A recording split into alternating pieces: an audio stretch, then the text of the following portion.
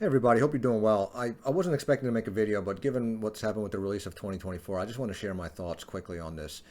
I want to first start off by saying I'm so appreciative of Jorg and Seb and the Solo team for everything that they've done for the hobby. When you think about FS 2020 and where it was 4 years ago to where it is now, it's a tremendous platform. Of course, there's still bugs here and there, but they've made a lot of improvements, and I'm forever grateful for what they've done with the hobby, making it as popular as it is now. That's great news long term for all of us hardcore simmers or just simmers in general.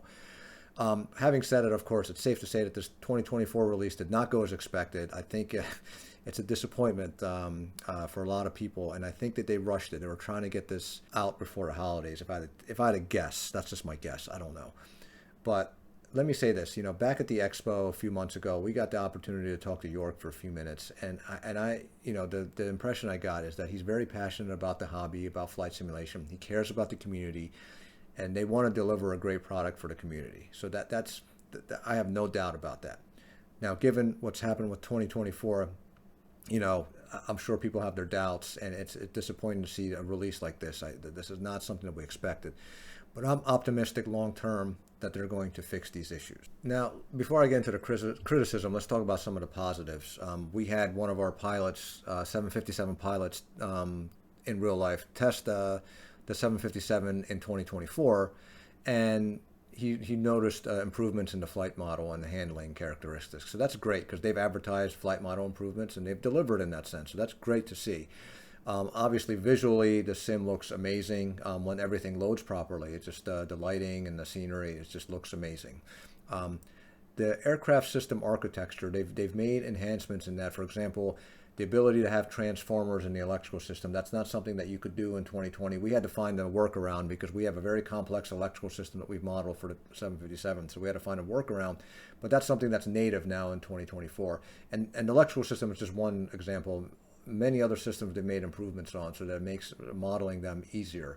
So those are the positives. Now let's talk about the biggest negative here, and this is the cloud dependency. If you guys saw my comment on FS Elite, and I think it's the top comment, a lot of people agreed. I think it's a really bad idea to have so much dependency on the cloud. Jorg, Seb, if you guys are listening to this, please, you got to give us an option for an offline mode with 2024. You got to give us an option to be able to download the sim, enough of the sim, so that we can play it offline. I think this is crucial. This is critical. I really think it's a bad idea to have so much of this cloud-based. And it may be naive on my part to ask this. I don't know how much of the architecture needs to be changed to make this happen, but I think this needs to be a top priority. The top priority, honestly, over anything else right now in the sim is to change the architecture so that you have an offline mode. This is crucial, guys. I don't think long-term this is going to be a good idea.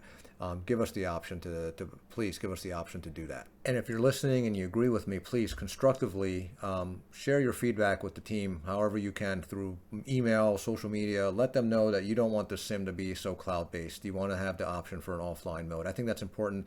They listen to the community, they read the comments. I think if we give enough feedback and pushback on this, that they may change their mind. Again, it might be naive to ask this. I don't know how much work it requires, but they really need to reconsider this. Okay, guys, so that's all I have to say in terms of my feedback on 2024. We've been showing some screenshots of the 757 in 2024, and these are unedited screenshots. There's obviously going to be some visual anomalies, and we'll fix those when the time comes. But this reaffirms our decision to keep the 757 in 2020. That's where our focus is. We're going to release the 2020 version first before we work on a 2024 version. And I've made a decision. We're not going to show any 767 previews until we get the 757 released for Flight Sim 2020. And recently I saw some textured screenshots of the 767 virtual cockpit. It looks absolutely amazing. I'm excited to showcase those, but not until we get the 7.5 out for 2020. That's going to be our focus.